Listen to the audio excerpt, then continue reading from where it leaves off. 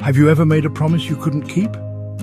Maybe you told a friend, "I'll be there," but life got in the way.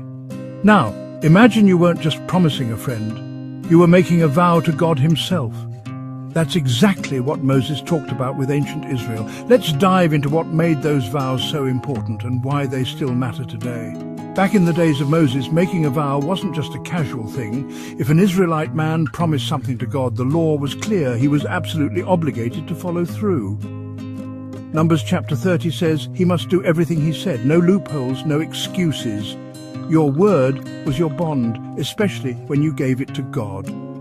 But what about women? The law had something unique to say here. When a woman made a vow, her father or husband had a special role.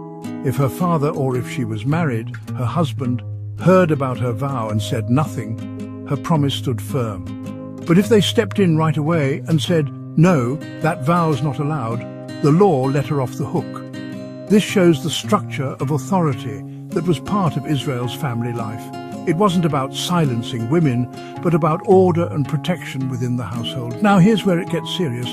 Once a vow was confirmed, whether by a man or by a woman, with her family's backing, it was binding. No backing out. Breaking your promise wasn't just bad manners, it was breaking faith with God. Why did Moses make this such a big deal? Because in Israel, words had weight.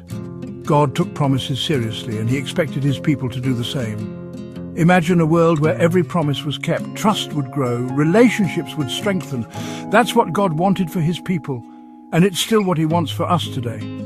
So next time you're about to make a promise to a friend, a family member, or God, remember how much it matters.